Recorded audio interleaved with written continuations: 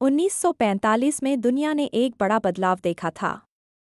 दूसरा विश्व युद्ध खत्म हो चुका था, लेकिन भारत के लिए असली लड़ाई अभी बाकी थी। अब साल था 1946 और पूरे देश में आज़ादी की चिंगारी आग बन चुकी थी। 1946 की शुरुआत होते ही भारत के लोगों के अंदर गुस्सा और उम्मीद दोनों बढ़ चुके थे। ब्रिटिश हुकूमत कमज़ोर पड़ रही थी, लेकिन अभी भी वो भारत को छोड़ने के लिए तैयार नहीं थी। दूसरी तरफ भारत के लोग अब किसी भी कीमत पर आज़ादी चाहते थे। इसी साल एक बहुत बड़ा घटना हुई, रॉयल इंडियन नेवी विद्रोह, नवल मुटीनी। फरवरी 1946 में मुंबई, तब बम्बई, के नौसैनिकों ने अंग्रेज़ों के खिलाफ बगावत कर दी। ये बगावत छोटी नहीं थी, करीब 20,000 से ज़्यादा नौसैनिक इसमें शामिल हो गए थे। उन्होंने अंग्रेज़ी झंडे को नीचे गिरा दिया और भारत का तिरंगा फहरा दिया।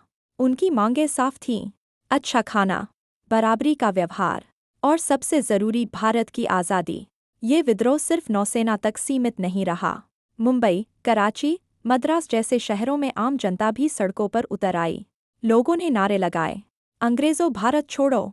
हालांकि इस विद्रोह को बाद में दबा दिया गया, लेकिन इसने ब्रिटिश सरकार को एक साफ संदेश दे दिया: अब भारत को ज़्यादा देर तक गुलाम नहीं रखा जा सकता।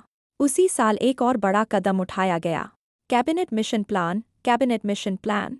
मार्च 1946 में ब्रिटेन ने 3 मंत्रियों को भारत भेजा। उनका मकसद था भारत को आज़ादी देने का रास्ता निकालना। इस मिशन ने एक योजना बनाई जिसमें भारत को एक संघ, यूनियन, के रूप में रखने की बात कही गई। लेकिन यहाँ एक बड़ी समस्या थी। हिंदू और मुस्लिम नेताओं के बीच मतभेद बढ़ते जा रहे थे। कांग्रेस पार्टी एक मजबूत एकजुट भारत चाहती थी, वहीं मुस्लिम लीग अलग देश पाकिस्तान की मांग कर रही थी। इन मतभेदों ने देश का माहौल तनावपूर्ण बना दिया।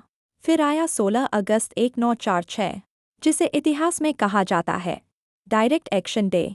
इस दिन मुस्लिम लीग ने अपने समर्थन के लिए प्रदर्शन किया, लेकिन ये प्रदर्शन जल्दी ही हिंसा में बदल गया। कोलकाता, तब कलकत्ता, में भयानक दंगे शुरू हो गए। हजारों लोग मारे गए, सड़कों पर खून बहने लगा।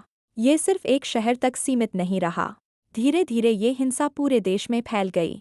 हिंदू और मुस्लिम के बीच नफरत बढ़ती जा रही थी। जो लोग पहले साथ रहते थे, अब एक दूसरे के दुश्मन बन गए थे। 1946 का साल सिर्फ आज़ादी की उम्मीद ही नहीं, बल्कि दर्द, बंटवारे और संघर्ष का साल भी बन गया था।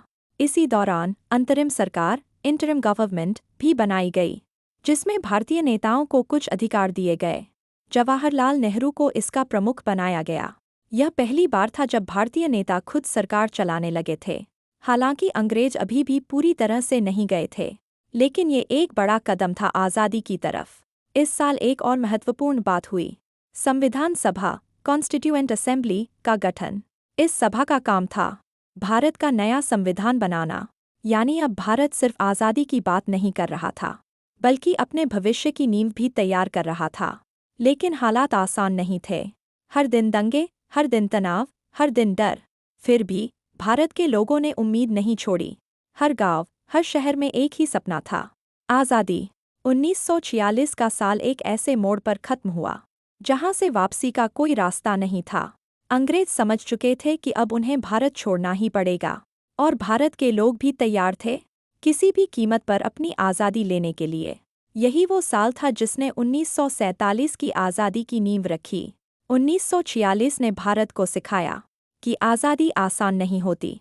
इसके लिए लड़ना पड़ता है, सहना पड़ता है, और सबसे ज़रूरी, एकजुट रहना पड़ता है। अगर आपको ये कहानी पसंद आई हो तो वीडियो को लाइक करें, चैनल को सब्सक्राइब करें और ऐसे ही इतिहास की सच्ची कहानियों के लिए जुड़े रहें।